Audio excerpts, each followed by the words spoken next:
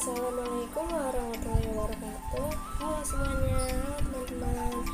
Sebelumnya, perkenalkan nama saya Hanum Anisaria Imawan dari kelas 11 IPS 1 nomor absen 14. Nah, tujuan saya di sini untuk memberikan materi singkat mengenai masalah sosial, yaitu pengangguran. Apa aja sih masalah-masalah yang disebabkan oleh pengangguran dan apa aja nih sebab dan penyebabnya? Mau tahu? Yuk kita cari tahu.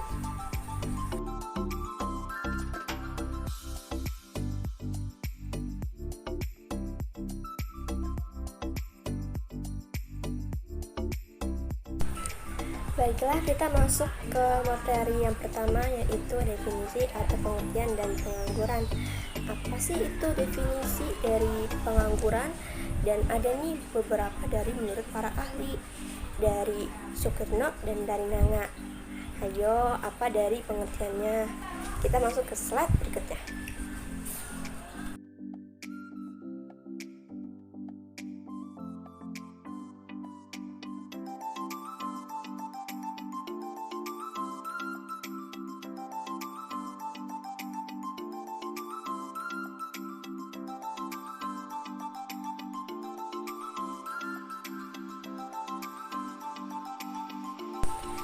Nah, untuk selanjutnya kita masuk ke materi yang kedua, yaitu pengangguran berdasarkan penyebabnya.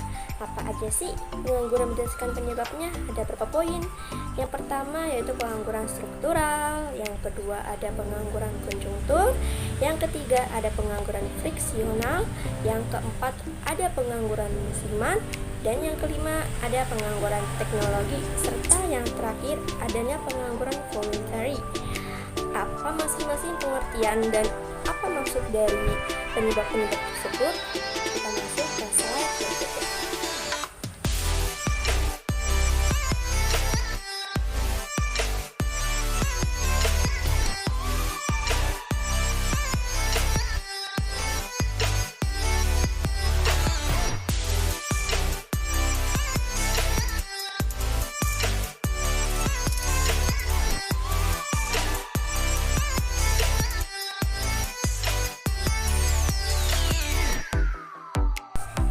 Dan untuk materi yang terakhir, yaitu pengangguran berdasarkan sifatnya, ada 3 bentuk.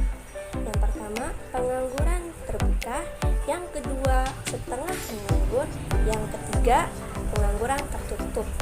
Nah, untuk ketiga itu apa aja nih pengertiannya dan maksudnya seperti apa? Pasti teman-teman penasaran kan? Yuk kita masuk ke slide berikutnya.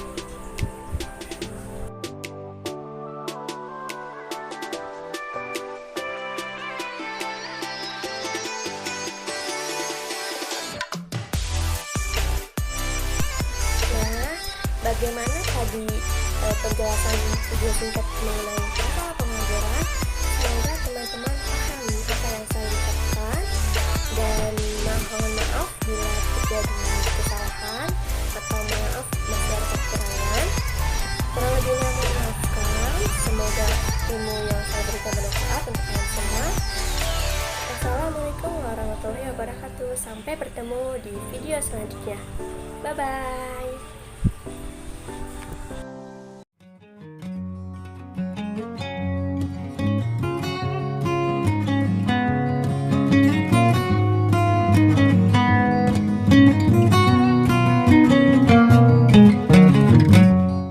Assalamualaikum warahmatullahi wabarakatuh. Kenalkan, nama saya Abdullah Baim dari kelas 11 IPS 1. Saya akan menjelaskan tentang pengangguran.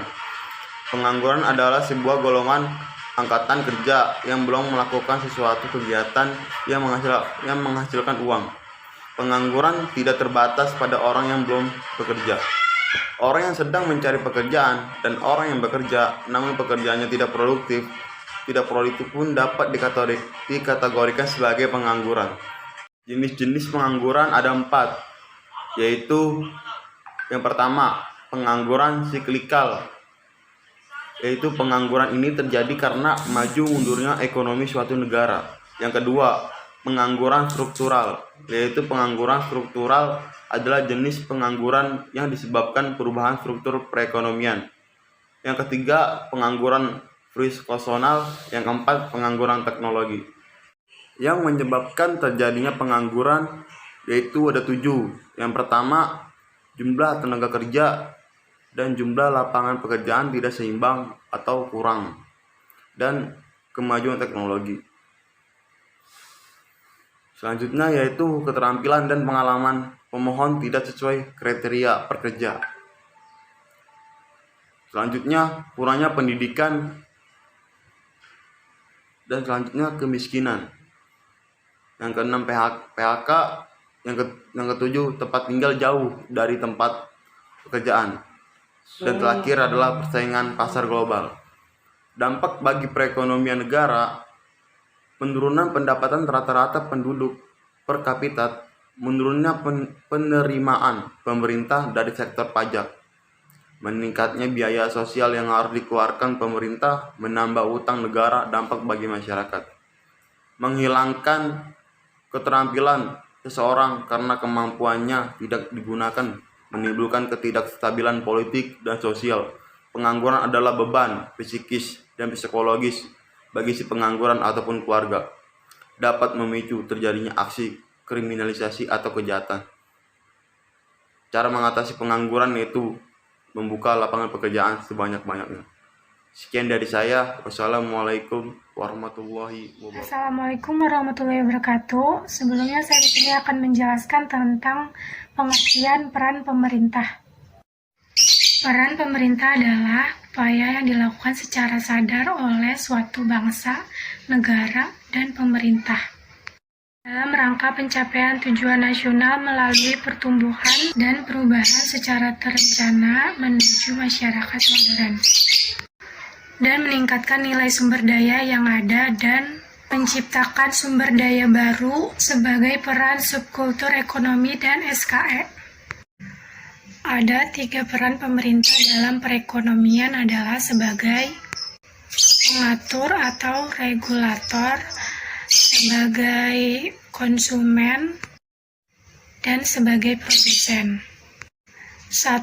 Peran pemerintah sebagai pengatur atau regulator. Dalam perannya sebagai regulator, pemerintah memiliki peran sebagai pengatur perekonomian.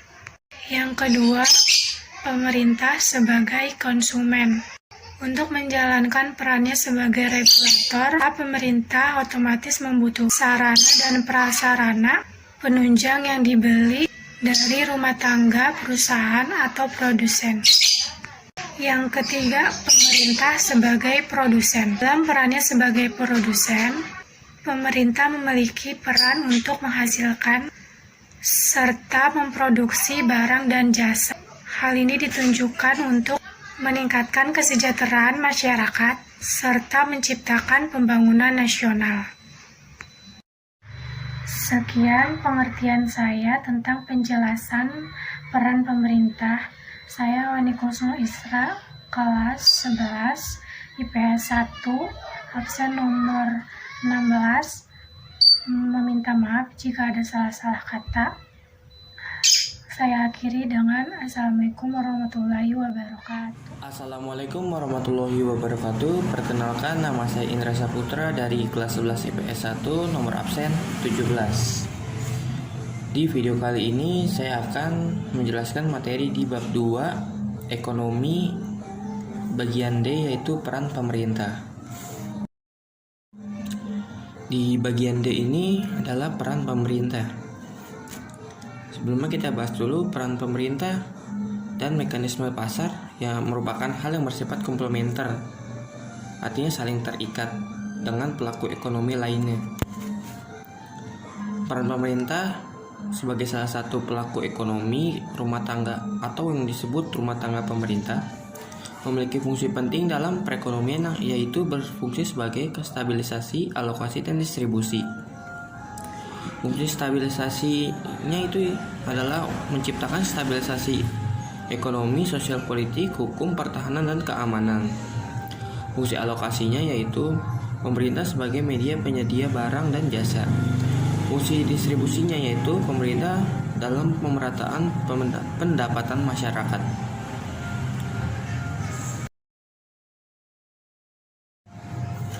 Ekonomi di banyak negara umumnya terjadi akibat intervensi pemerintah. Ini digunakan mengurangi kegagalan pasar seperti monopoli harga.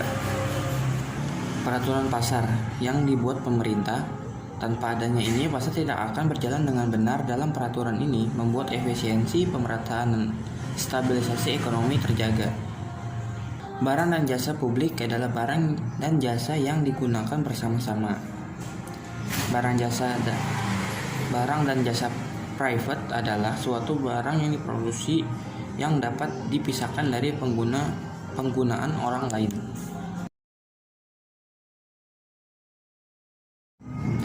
Peran pemerintah baik secara langsung ataupun tidak langsung adalah untuk menghindari timbulnya eksternalitas, khususnya dampak samping bagi lingkungan, alam, dan sosial. Interval pemerintah secara langsung yaitu yang pertama ada penetapan harga minimum floor price. Penetapan harga minimum dilakukan untuk melindungi produsen yang dilakukan oleh pemerintah. Yang kedua ada penetapan harga maksimum selling price. Penetapan harga maksimum oleh pemerintah bertujuan untuk melindungi konsumen bila harga pasar dianggap terlalu tinggi di luar batas daya beli masyarakat. Yang selanjutnya itu ada interval pemerintah secara tidak langsung. Yang pertama ada penetapan pajak, yang kedua ada penetapan subsidi.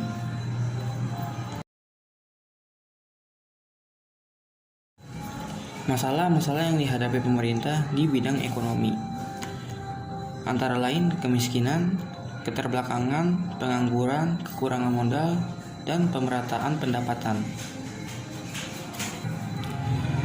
Kebijakan moneter pemerintah ada 3 unsur. Yang pertama itu adalah operasi pasar terbuka, open market operation. Yang kedua adalah fasilitas diskon rate. Yang ketiga ada rasio cadang wajib, reserve requirement ratio. Pemerintah juga mengatur atau memiliki peran di perdagangan luar negeri, yaitu untuk mempengaruhi struktur dan komposisi dan arah transaksi perdagangan serta pembayaran internasional. Adapun beberapa tujuan perdagangan luar negeri yaitu yang pertama ada melindungi kepentingan nasional, yang kedua melindungi industri nasional, yang ketiga itu meningkatkan pertumbuhan ekonomi, yang keempat itu kebijakan proteksi atau kebijakan impor. Yang kelima itu menjaga keseimbangan neraca, yang keenam itu pengembangan ekspor, dan yang terakhir atau yang ketujuh adalah meningkatkan lapangan kerja. Itu dia materi di bab 2 bagian D peran pemerintah. Terima kasih telah menonton video ini, dan bila ada salah-salah kata ataupun ada materi yang kurang, bisa tolong tambahkan di kolom komentar. Akhir kata, wassalamualaikum warahmatullahi wabarakatuh.